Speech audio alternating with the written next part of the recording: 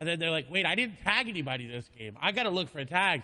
Frenzy Fishy on the other side above and a good amount above. If you're about 100 to 150 above, you're looking at a good spot. As shots come through, he's going to take advantage and find swaps with one AR shot. That is what you needed. We saw Thomas HQ do that in the first game. Just find any sort of elimination that you can, far away or up close. Don't even have to risk yourself getting tagged up for it. Beautiful elimination. Yeah, but you notice how he's doing that behind a cone and editing a single wall. That's to avoid all of those hunting rifle headshots that we've seen come out time and time again. You don't want to get a game ender looking for some of those tags to make sure you're safe. But that being said, when we talk about tags and going through, that's generally meaning you're looking for long-range shots, not with the intention of actually trying to eliminate the opponent, but just doing some damage so you're not threatened by the Storm Surge, as Flois ends Froggy and puts a prime example of why you need a cone in a window and to limit the number of angles you have, because so many of these top-level players will be carrying those weapons, particularly in EU, that is known for their snipes and hitting their shots. Well done from the game #1 winner, who's continuing to roll with the momentum here. Boxed up next to Arctic, passive over the side as we're transitioning now into that mid-game kind of territory as players are starting to get closer and looking for priority in terms of zone number 4. What an elimination. He needed it too. He only had 2 hunting rifle shots. That first shot needed to hit. He didn't really have a chance to follow up if it didn't. Very heads-up play by Flois. First place, taking down second place. That is, hey, that's pretty good for your mentality. Even if he goes down here and be like, hey, I took out my competition, so I know I'm pretty secure there. But we're still pretty early on into the game, so you can't really do much with it.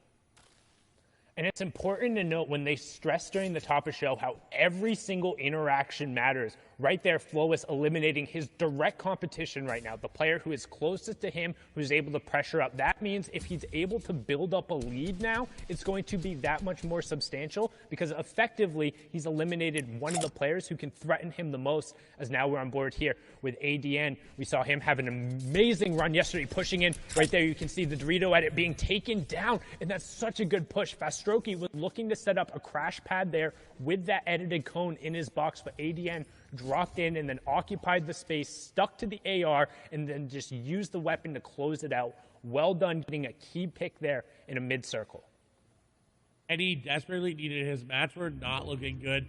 Still are not looking good as well. So he's going to have to find another impact elimination along the way, as we're on board here with Ardent.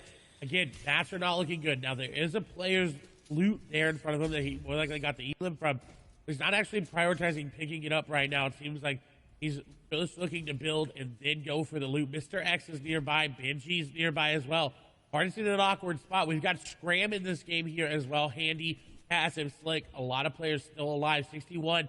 When we talk about Storm Surges, this is a threshold where it's 50. 11 players need to go down. Darda makes a heads-up play to get a box, and Crash Pad's going to come through, but that's bad for him. Unless he hits the shot. Shots come through, and he does. Maestro going to go down the aggressive play, not going to be rewarded. And Ardent will be rewarded for his passiveness. Yeah, and you can see the reason why so many players are fighting right now, both that Storm Surge and trying to get priority. We talk about fourth zone. Look in the bottom right-hand corner. Everyone is looking to box up and stake their claim on as much real estate as possible for when that half-in, half-out reveals. You don't want to be sharing a spot next to somebody as you go to rotate, and they're looking to clear out the players nearby as Ardent picks up Flois there. So 1 and 2 are down. That's going to open up the leaderboard. Tons of players will have an opportunity to charge up. Eyes are now on Hen and whether or not he can kind of extend his lead out there, as Ardent also picks up Lecce. Mongrel getting scout there in a brilliant job, because he's now cleared out all the players on this tarp. In that next, the half-in, half-out, the one before moving, is pulling directly over to this cluster of players. So Tayson, Benji, Keelix, Wyzip, Mr. X will all be over there sharing the half-in, half-out with Ardent. They all have priority on everyone else who's rotating into the zone. So they're going to be fighting among themselves to make sure they're safe and not going to get ambushed, and then swap over to what Tayson's doing now and looking to catch the players, burning their rotation, burning launch pads and crash pads, trying to get into this zone. And this is very lucky for Tayson, because again, express the amount of builds in the inventory. He only had 54. That is not where you want to be for this endgame. So he has to find an elimination to get to these moving zones effectively. He does have the 6 crash pad, but when you start to use those crash pads, you start wasting those builds as you box up. and he needs to find somebody. As shots come through, he's not going to be able to beam people out of the air just yet, as we do see Nebby unfortunately falling, but he did get that top 50 placement threshold, which is what a lot of people are playing, that consistency. Hey, at least I went down inside of that. Tayson, however, is looking to get aggressive, and I believe that's on, I think this is Benji. I'm 97% sure Benji is right nearby. If Benji makes the wrong edit, he goes into a box that's not his. Tayson is going to go aggressive. Big Shield is going to be popped. Edit's going to come through. No, crash pad in. Shots coming through. And Benji's going to go down. Tayson going to take him down. You called it. He was looking for it, waiting for Benji. He heard him trying to set up and get some space, knew he was pressured around the side. The horizontal crash pad entrance puts him behind Benji, cleans it up with the tactical shotgun, and well done. And Hen, the third place player on the leaderboard before the last game, going on the high ground right now, has priority position with Enos and Mongrel just below him. Also Floki on the same ground, but we're going to hop on over to the Become Legends player. He's been playing so well recently, cleaning up the Cash Cup on his birthday. Had a phenomenal performance yesterday to also guarantee him spot here, and he has priority on this next zone. What that means is he's the closest to where the safe zone has to go past. So as it funnels and everyone else rotates, you do not get to pair as we have our top 35. And it's such a key elimination because he gets Jules' glider gun, and now he's got free rotation everywhere. He could win this game based off that elimination. It was such an impact elimination, but he's being a little bit too greedy on that zone. He did get tagged up, but he's still good. Rotation coming in. We do see Sapphic going down, and rotation X Squeeze went down as well. So a lot of the big names are out of this game, but Hand looking to keep his stream alive and take down one player who landed right on top of him. That was a very, very heads-up elimination onto Pablo, but he's not that healthy. He has those minis in his inventory, about 126 effective HP. He needs to find another one.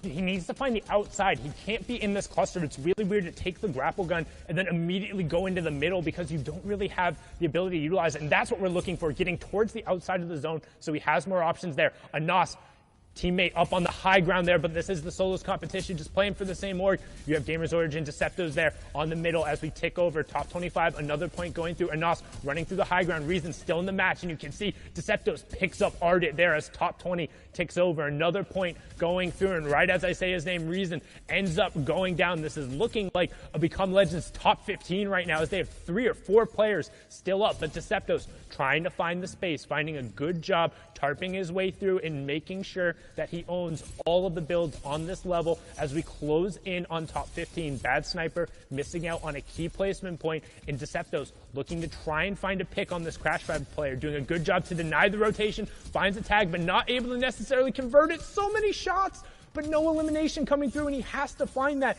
That's such a key pickup. Inside the top 15 we go. Can he chase down this player? And he finally gets it. That snipe going down, but Hen is still up, picking up Orion as we get into our top 10. Deceptos is going to have to make a play as it's going up a little bit of an incline. You see it. Old builds are there as well. Hen is going to fall. Slick going to fall in tandem. Top 10 placement points being missed out by both of them. That's a huge boost as well. Deceptos able to hold on to the player on the other side. Shots are coming through. He's getting the tags, and he does. Frenzy Fishy is going to go down. Deceptos needs to get out of zone, though. He is sitting and ticking. He doesn't have any floppers. He's looking to get in, and he does, but a shot comes through. Floki going to be the one to take him down, and now 2 eliminations here for Floki. The player right on top of him. He's got to be careful. Shots go through. Back into zone goes Floki. Ticking down very, very low. Now inside of zone, he's good to go, but this is looking really, really rough. He doesn't have floppers. Mr. X is going to go down. Stacy going to be the one to do it. He's still trying to be popped there. And look at Anas just Tyro whopping all the way up top. He's just walking over old builds. I don't know how many builds he's got left, but he may be able to win this just solely based on the fact that's going over old builds.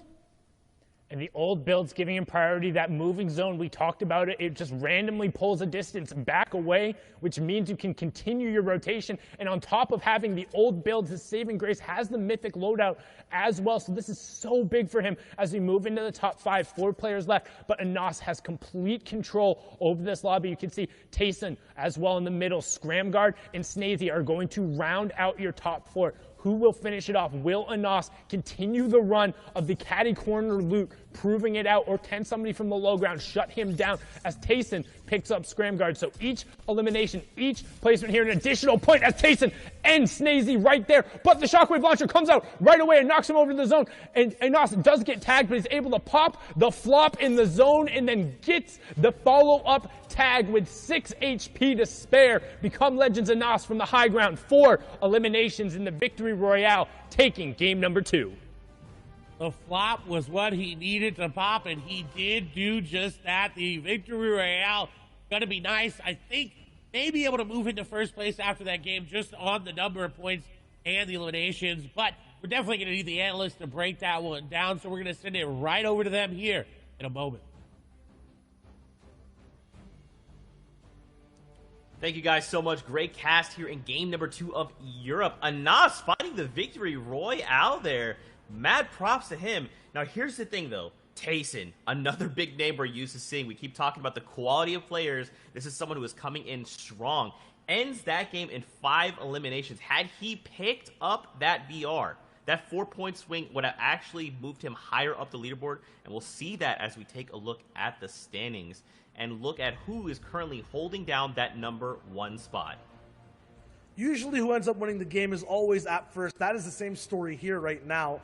BL Anas all the way up top. Victory Royale, 7 elims, 28 points. But what happened that game was a bunch of eliminations from top players, changing the standings from 2nd all the way to 10th. And there's BL Hen in 2nd there. Somebody definitely to keep an eye on because he placed 4th in the first game. Not necessarily the biggest boost in points this game. Other names too, Deciptos, who's the king of placing 5th place. The French legend who came out there in the Invitational starting to rise up. But then Tayson, Zeke, you mentioned him. Getting that 2nd place will boost him way up, but he could have done more. Reasons still stays around the 9th place mark, but still improves at least in this game. And there we move on over Letwick, Scramguard, Bad Sniper, Kinzel, Mongrel, Carrot. I mean, look at all these names. Thomas HD, Floki, Frenzy Fishy. There's so much heat coming off of the grand finals right now. Every single person could walk away the victor, and especially when we're this tight, and we still have 4 games left to go, boys. Anything could still happen. There's all these guys at the top making these power moves right now. You're saying look at the names. I'm looking at the points, too. You're mentioning that it's tight. It's like a 2-point difference between everyone. They are neck and neck. Become Legend Slicks is here, too. Twain's are deets. Like, all these guys are playing so well, but they're playing well while others are, too. And no one can really break away. Benji, who we're used to seeing in the top 10, at 24th. And from what I'm seeing, he's having good games still. It's not enough, though, for that number 1 spot. It's kind of another kind of slow start for Benji, which I think some people are maybe starting to get a little used to. He always rises at the top, but that might be a sign that it's back to, the old Benji of Grand Finals, the one who does get good performances and is in the top 10, top 15, very solid out of 100 players, but not quite that win that he's looking for. And together, guys, we got to talk about it. More of these powerful plays coming out of these impact players, making what they need to happen, really manifesting this win right here, right now. Yeah, Grand Finals is all about power, and it comes in many different forms. We're starting off with how power struggles on early games off-spawn fights, and Noah Riley, Mr. Savage, they had a big battle down. Noah showed that he was more powerful. And it's all because Benji scares Noah into going somewhere else, but into somebody who might end up struggling because of it. Benji, though, saw a sign of weakness, and because of that, he will pounce, try to grab more space. Kiriachi looking in the background, and Benji knows, and he will hunt. This is one of the best players at fighting in the early and mid game, and Benji is not scared whatsoever. Yeah, power vacuum basically here over at Slurpy Swamp, and Benji gets in the box with style, breaks through, hits a big shot, and shows his power afterwards as well. And is that show of power, is that show of confidence something that we're used to seeing out of Benji? I say yes, but it might be overconfidence as he pushes a fight against one of the best players in the world. Now we're switching over to Flois, and for him, it's a shift. Yeah, for him, he was holding power in game number 1, continues to, dropping down Froggy, who was in second place on the leaderboards at the time, but holding power sometimes comes with a cost. He loses it over to Advise, and we see one of our new players who are in that second place slot. Second place for Hen after a very good game number 1, and follows it up with a pretty decent game number 2, a 10th place for him, but a couple of elims to boot. And that will put him where he needs to be if he wants to grab that crown at the end of the day, the ultimate sign of power. He falls in 11th, but that's at least solid enough. Yeah, and this is where power starts for a lot of players in this game. It was Anas who ends up winning, who had Caddy Corner and the Mythic Loot as well. The Shockwave Launcher, Hits Charge Shotgun too. And he just made power become his tool in this endgame. He became Legend incarnate, literally just personifying the organization he's on and using this entire endgame as a playground, bouncing people up, shooting them down afterwards. Look at that two-piece right there. Anas looks so dynamic, and yes, we saw Flois with the hunting rifle. We saw him with the charge shotgun last time, but for me, it was Anas's gameplay, his creativity that really separated him from the pack and showed us his use of power. And Anas, that's kind of what we were talking about at Caddy Corner last time. We saw Thomas there for a brief moment, but this time it goes down. Kit spawns down at the gas station, and that's where Anas is lurking. He had a good game last time in 10th place, but if you want to become a legend at the end of the day, if you want to... Is that going to hold? Didn't hold in game number 1 with Flois. I feel like when Anas gets that top slot, he holds it completely, especially at Caddy Corner. So I feel like, yes, that's my call. I like it. Quick and concise. With that being said, guys, let's throw it into game number 3 here in EU of the FNCS Grand Finals. Casters, we're sending it back your way to get into the action. Thank you so much, Zeke, Shio, and Bala. Insightful as always, and everyone is looking to become a legend, but right now the Become Legends players occupying first and second. And if you're just joining us, welcome. My name is Sundown, joined here by the fantastic, as always, Clay Stelling. This is match number 3, the halfway point of the EU FNCS Solos Grand Final. And if you're watching at Party Royale and you just dropped in, hit one of those telephone booths, the changing stations. Make sure you get your favorite outfit on, then head on over to the main stage, catch the action out, and you can see where everyone's dropping right now. And if you notice, the yacht only has 1 player on it, so I'm interested to see who that player is. Is it Savage? Is it Noah Riley? Who came out on top? And of course, who's going to come out of Caddy Corner on top? That is always a question in all of these players' minds. Right now you can see cutting over the top of the lake, but switching over to Anas, who's landing over towards the weather station side on Caddy. You can see looking to figure out if he's going to be able to go through, pick up any amount of that loot, drop down into this area, see what's going on. As of right now, doesn't look like he's actually going to have a contestant in, but you can see also a number of players off and over just to the southwest of him. So right now, first shot coming out, we talked about those early hunting rifle tags, but not quite going to find it again. Anas, game number 2 winner, current first place right now.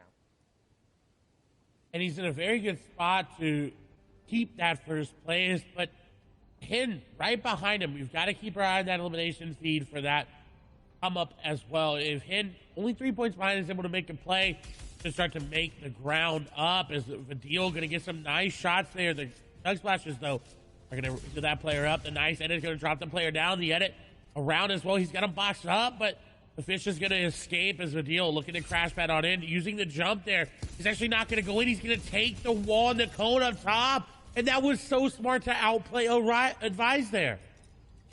Well done picking up Advise there. We talked about kind of the different types of crash pads and then the variations you're able to use. Him jumping up prevented him from falling in. So then when Advise went to exit the situation, got picked up, but now over to Slurpy Swamp. We watched this fight happen last time. Benji aggressively pushed Kiriachi, saying, no splitting going on here. This is my side. But Kiriachi now looking to be the predator instead of the prey and closing in on Benji as he's hitting these slurp barrels. So wants to kind of resolve this beforehand. And now box to box, how do 2 of the best players in the world close out this box fight? Do they look to take each other on, or are they just kind of trying to disengage the situation? Right now Benji's saying, hey, I need more mats if we're going to go toe to toe.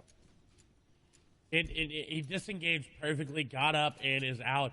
I also want to point out 35 of the current players also competed in the FNCS Invitational Finals.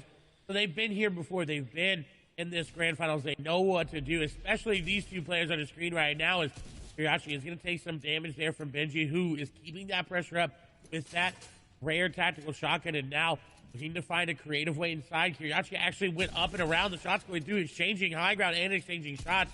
As Benji takes a nice tag there on Kiriachi. He still has yet to take any damage himself. Kiriachi is still pushing. This is exactly what we expect from him. And Benji baiting him to drop down. And Kiriachi was ready. The back and forth going in favor of Benji right now. Kiriachi keeping the pressure up. Benji going to get tagged up a lot there because he couldn't build the floor. He's trying to pickaxe for that code as the edits come through. Benji going through old builds. This is really good. But once you reset that metal, it's very, very weak and it's easy to hit. But he's put some distance in between him, Kiriachi, and Domenia Snipe.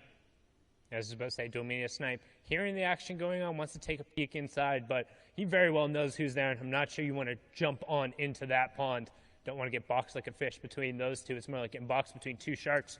A rock at a hard place. You pick which one and who's who, because Benji, right now, just again, looks like he's done enough to fend off Kiriachi. You say, how long are we going to do this for? How long are we going to burn mats and just sit here and force each other back? Because both of these players are good enough to hold the other off, or at least make them pay for it if you don't get that initial ambush off of the start, which is why you now see Kiriachi kind of backing up a little bit, making sure he gets some mats before heading back in towards Benji again, looking to potentially respark this engagement.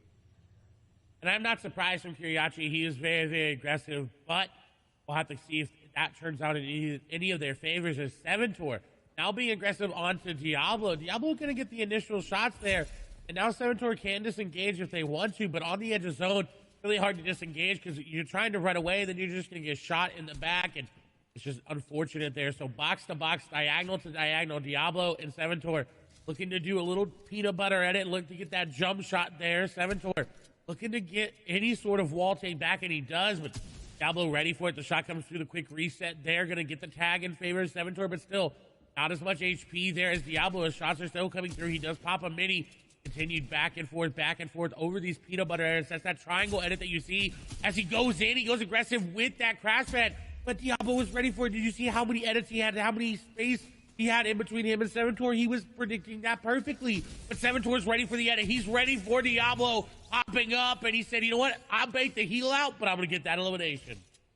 Yeah, and a really good job from Seventor there, baiting Diablo into something that he had owned and then committed him to the fight, caught him with the builds out, and then following up with the tactical shotgun. And it's really fruitful to resolve that fight because there was a player boxed up right on the edge of zone who would have been able to rain shots down.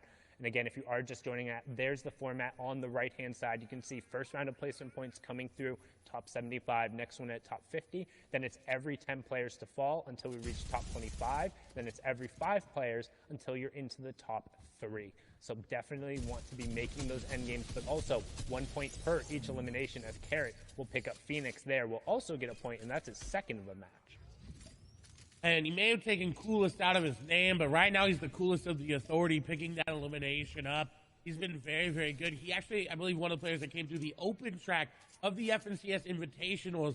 That happened a couple months ago, but still maintaining prowess over the authority here. He was here back when it was the agency, so dominant performance from Carrot. He's also got the zone there as well. You see him already building up and refarming. In Misty Meadows, however, Ardent looking to set up an ambush like we've talked about, hiding in this little upgrade room. He can catch anybody waiting to upgrade their loot.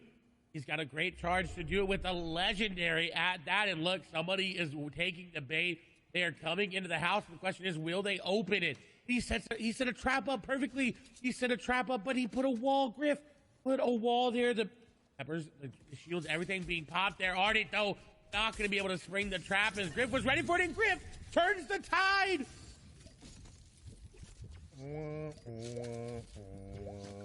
Sometimes you set the trap and the bait, but turns out you are the bait and you don't reel in what you want. That's what we talked about. He was looking for a slurp fish and instead pulled one of the loot sharks there. Griff turning it around after a rough game number 2, getting eliminated pretty much basically off drop. Ardent trying to spring a little bit of an ambush there, but instead going down. So good job on Griff. And we saw also had a very, very, very impressive run in order to make the qualifier here, but now on board with E11's Tayson a player who we saw be super successful in the heats yesterday. The problem is he hasn't necessarily really converted it today. We've consistently seen him towards the top, and he was actually 7th coming in. So not doing too bad today, but probably also a little bit outside in terms of the placement that he would be wanting, averaging a top 27 placement and 5 elims total across the 2 games. And I think that may be due to the amount of loot that he's getting. He is in Steamy with 2 other players. It's really, really hard to find all that loot. And you see it in his inventory right now. He does have crash pads, but that common AR is not going to net you a lot of eliminations. He's going to have to find a way to upgrade that, whether that be through an impact elimination or finding one naturally, as it seems like this is the open side of zone, and that meaning there's not that many people all around him. He's got a little space to work with there. Someone who doesn't have that much space is there's a lot of players nearby. Bad sniper. He does have 15 points, a decent first couple of games, but not where he wants to be. There is a player nearby. He's got to be careful with the snipe, and if you don't have it, he's going to turn the beams back onto him, but not going to hit it. He is only 22 above Storm Surge, and that is nowhere near safe, as you see it already ticking down to 19.